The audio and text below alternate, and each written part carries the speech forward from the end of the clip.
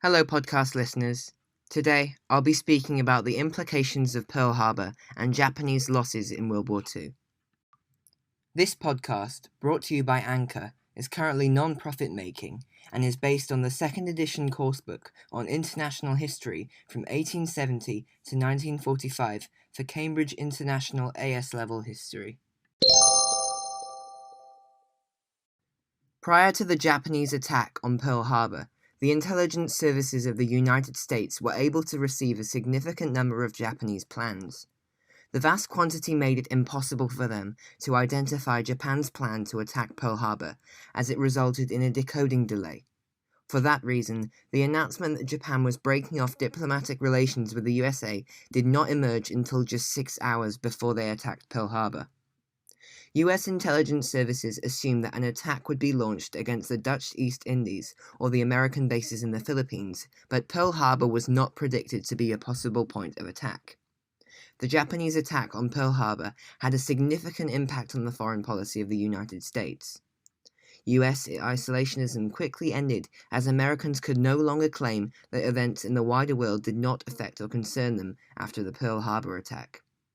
As the USA declared war on Japan, Hitler believed that Germany would be invincible with Japan as an ally, and in return, Germany declared war on the USA, guaranteeing American involvement on the battlefields of Europe.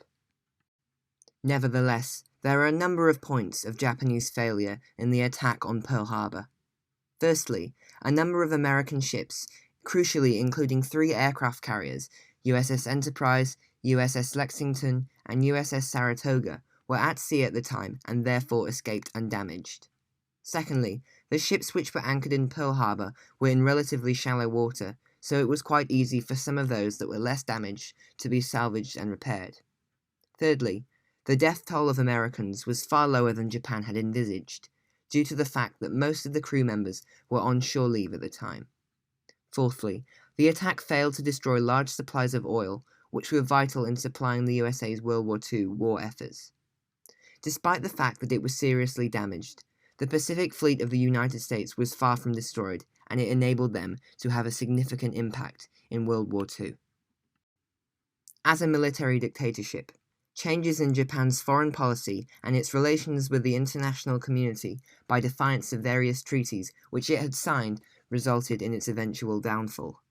It had ignored and withdrawn from the League of Nations, which it had been a co-founder of, and allied with the fascist regimes of Italy and Germany. Japan had mirrored their actions by attempting to expand their empire through military means, and by doing so, Japan brought destruction upon themselves, as close links with Nazi Germany simply brought them into conflict with Western democratic nations, such as Britain, whom they had been allied with once before. In the Sino-Japanese War, they had been involved in a war against an increasingly united China and received no benefit from it, while achieving many losses due to the vast amount of resources they spent in the combat.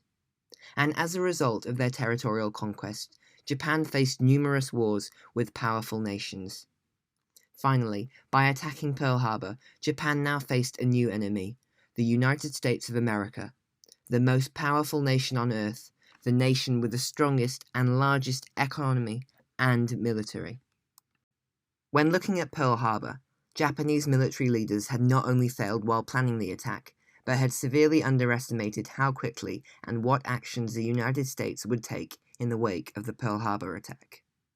On the 8th of December 1941, the day following the attack on Pearl Harbor, both the United States of America and Great Britain declared war on Japan, which was unexpected for Japan. On December 10th, Germany and Italy declared war on the US. Let's skip ahead to July 16th, 1945. At this time, the United States secretly detonates the world's first atomic bomb in the New Mexico desert. On July 26th, the Allies issue the Potsdam Declaration, which demanded the unconditional surrender of all the Japanese armed forces. If Japan failed to follow their demands, the inevitable and complete destruction of the Japanese armed forces, and just as inevitable, the utter devastation of the Japanese homeland, would proceed.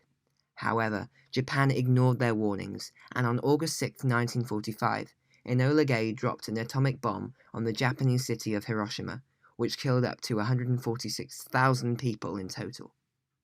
despite some willingness within the Supreme War Council of Japan to accept the Potsdam Declaration, Japan continued to ignore the warnings, and to an extent, the government seemed unaffected by the atomic bomb. However, on the 8th of August, the USSR declared war against Japan, with Soviet forces attacking Manchuria the next day, rapidly overwhelming Japanese defenses.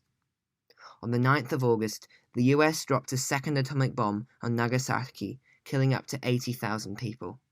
Finally, Emperor Hirohito officially announced Japan's surrender on August 15, 1945, and it was immediately accepted by the Allies, bringing an end to the Second World War in Asia.